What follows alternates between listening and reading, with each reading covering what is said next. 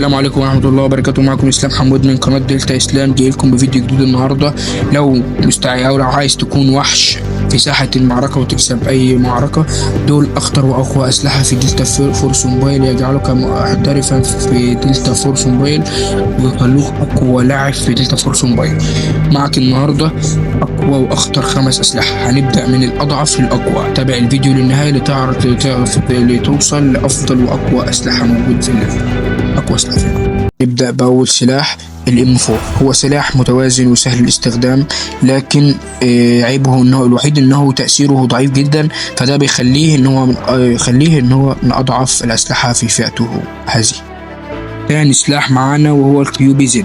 هو سلاح سريع مناسب للمواجهات القريبة، لكن عيبه الوحيد أنه ضرره ضعيف شوية عن باقي الأسلحة وعن باقي الام 4، وده اللي خلاه رابع الأسلحة. السلاح معانا وهو الاي كي ام. ده هو درجة يعتبر أقوى 3 سلاح في الفئة، يعني تمام، ويحطم الخصم ويقسمه نصين، تمام. وده بيخليه والتحكم، بس الضرر الوحيد، الحاجة الوحيدة اللي صعبة فيه ان التحكم صعب جدا. رابع سلاح معانا وهو السي جي 552. ده سلاح قوي جدا وسريع ودقيق وسلس جدا جدا، وهو مثال للمواجهات المتوسطة، لكن لا يسمح ولا يصلح له بالمواجهات البعيدة المدى، لا يصلح نهائيا ابدا، يعني فاهم. وده يعتبر انه سلاح قوي، ممكن تستخدمه. ده قبل الاخير. خامس سلاح معانا وهو الاول في اقوى الاسلحه في دلتا فورس موبايل، وهو الكي 416.